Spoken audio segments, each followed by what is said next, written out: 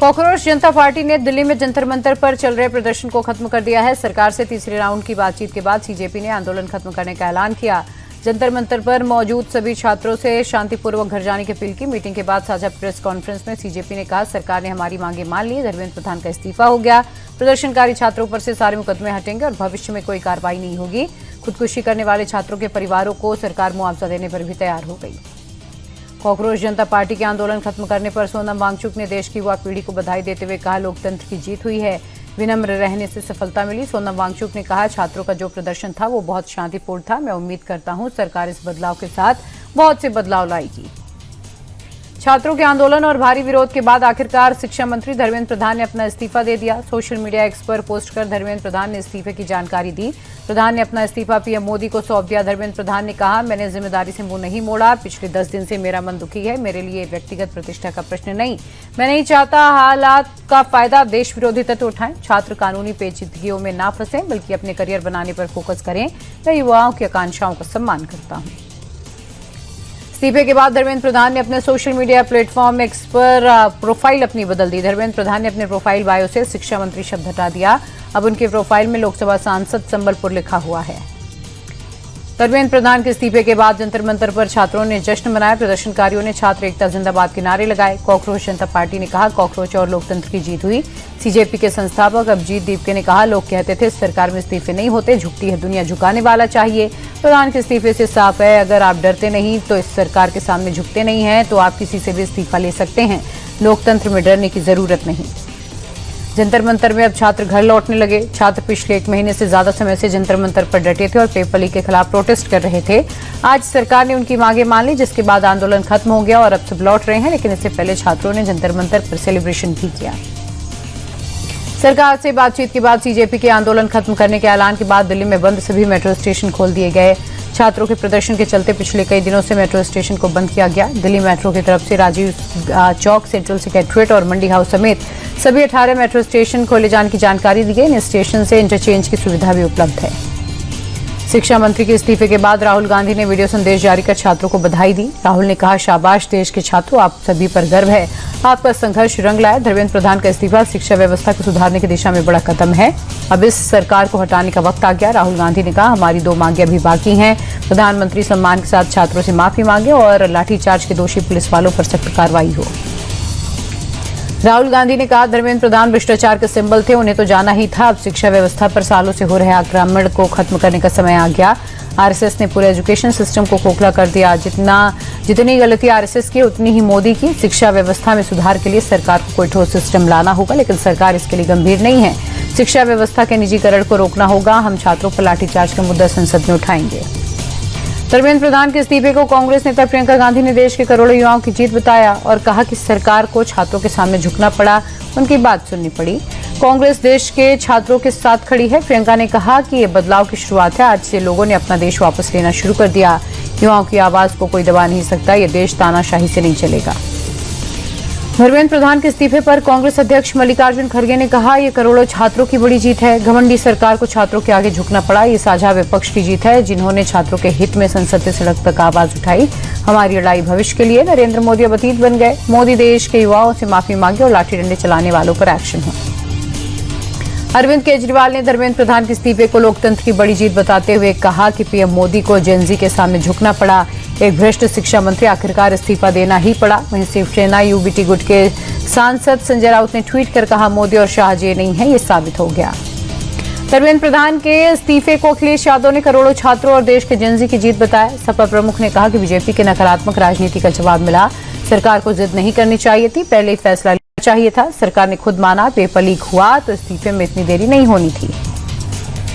धर्मेंद्र प्रधान के इस्तीफे पर एआईएम चीफ असदुद्दीन ओवैसी ने कहा, झूठ के खिलाफ और कुर्बानी देने वालों की कामयाबी है। उन्होंने कहा, इस आंदोलन ने साफ कर दिया कि अब सरकार की तानाशाही नहीं चलेगी। ओवैसी ने कहा, हम उम्मीद करते हैं भविष्य में फिर कभी पेपर लीक नहीं होगा। धर्मेंद्र प्रधान के इस्तीफे पर बीजेपी की ओर से पहला रिएक्शन आया। बीजेपी के राष्ट्रीय अध्यक्ष नितिन नवीन ने कहा, धर्मेंद्र प्रधान ने व्यापक हित को प्राथमिकता देते हुए अपना पद छोड़ा है। पार्टी धर्मेंद्र प्रधान के साथ मजबूती से खड़ी है। उन्होंने शिक्षा के क्षेत्र में अहम भूमिका निभाई है। धर्मेंद्र प्रधान के नेतृत्व में ही नई शिक्षा नीति लागू हुई। सीजेपी से तीसरे राउंड की बातचीत के बाद केंद्रीय मंत्री जेपी नड्डा ने कहा, हमने छात्रों की सारी बातें मान ली। प्रदर्शनकारी छात्रों पर कार्रवाई नहीं होगी, भविष्य में उन पर एक्शन नहीं होगा। जिनके बच्चों ने खुदकुशी की, सरकार उन्हें अधिकतम मुआवजा देगी। हम परीक्षा में सुधार के लिए छात्रों के चार्टर पर विचार करेंगे। दिल्ली में छात्रों पर लाठीचार्ज के विरोध में बिहार बंद के दौरान कई शहरों में बवाल हुआ। राजधानी पटना के डाक बंगला चौराहे पर छात्रों ने पुलिस पर पथराव कर दिया। पुलिस की कई गाड़ियां भी तोड़ दी। प्रदर्शनकारियों को खदेड़ने के लिए पुलिस ने बल प्रयोग किया। छपरा और औरंगाबाद में भी प्रदर्शनकारियों ने पुलिस पर पत्थर फेंके और गाड़ियों में तोड़फोड़ की। भागलपुर में पुलिस और छात्रों के बीच हिंसक झड़प हो गई। बिहार के सिवान में प्रदर्शन के दौरान जमकर हंगामा हुआ। प्रोटेस्टर्स पुलिस से भिड़ गए। लॉ एंड ऑर्डर को बनाए रखने के लिए सिवान पुलिस की तरफ से 6 से 8 राउंड फायरिंग हुई है।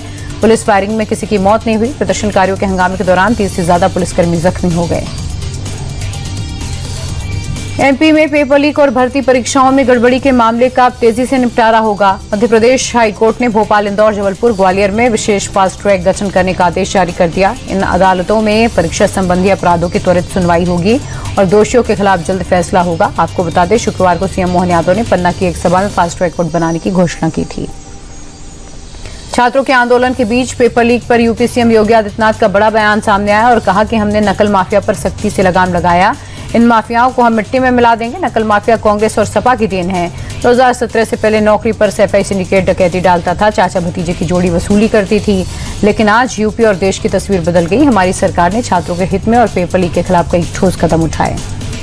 राजस्थान के झालावाड़ से विचलित करने वाली तस्वीरें सामने आई, जहां एक बेकाबू ट्रैक्टर ट्रॉली किराने की दुकान में घुस गई।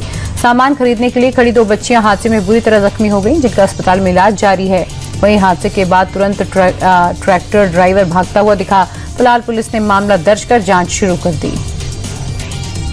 टीम इंडिया ने जिम्बाब्वे के खिलाफ 90 रन से जीत हासिल करते हुए 3 मैचों की T20 सीरीज में 2-0 की बढ़त बना ली। जिम्बाब्वे को जीत के लिए 220 रनों का लक्ष्य मिला था, मगर पूरी टीम 129 रन पर ऑल आउट हो गई। जिम्बाब्वे के लिए ब्रायन बेनेट ने सबसे ज्यादा 32 रन बनाए। अभिषेक शर्मा ने 3 विकेट लिए। प्रिंस यादव को 2 विकेट मिले। रवि बिश्नोई, शिवम दुबे, तिलक वर्मा को 1-1 विकेट मिले।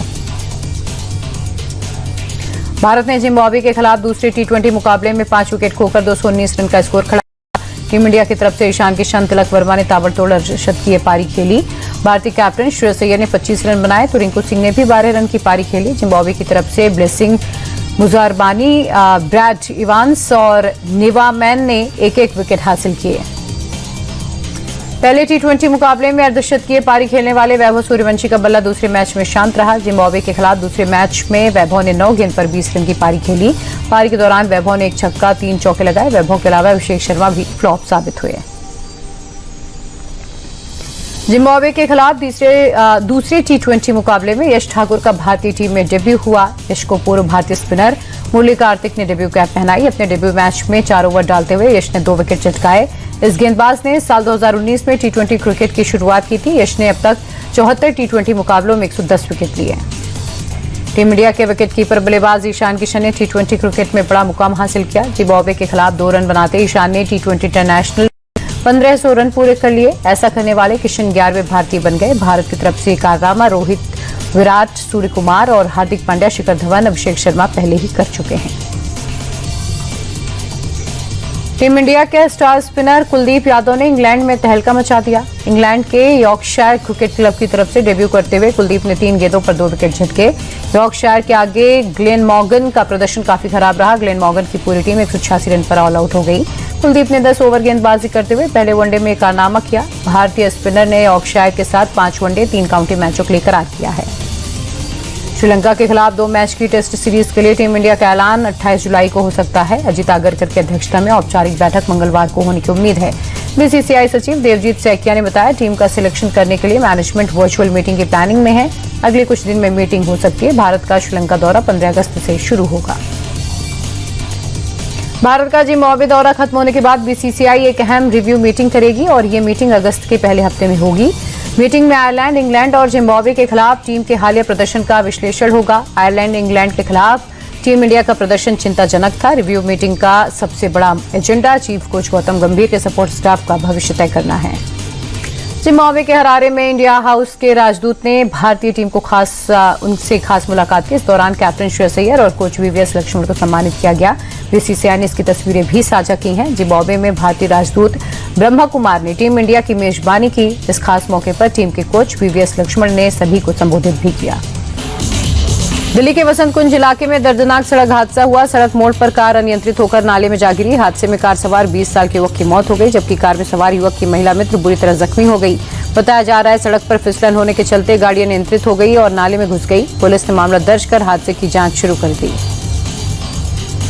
आतंकी गतिविधि के खिलाफ असम में एसटीएफ का एक्शन जारी है। बड़ी कार्रवाई करते हुए एसटीएफ ने 3 संदिग्धों को गिरफ्तार किया। पकड़े गए तीनों संदिग्ध शहजाद बटेर नेटवर्क से जुड़े हैं। यह नेटवर्क पाकिस्तान स्थित आतंकवादी संगठन है। गिरफ्तार किए गए संदिग्धों से पुलिस पूछताछ कर रही है। अमरनाथ यात्रा फिर से शुरू हो गई है। भारी बारिश और खराब मौसम के चलते 6 दिन से प्रशासन ने यात्रा को रोका हुआ था।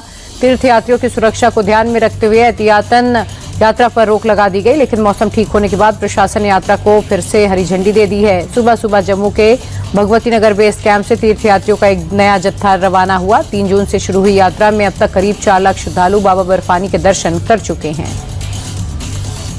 प्रधानमंत्री मोदी ने असम सीएम हिमंता बिस्वा शर्मा से फोन पर बात की। राज्य में बाढ़ बारिश से बिगड़ते हालात की मौजूदा जानकारी ली।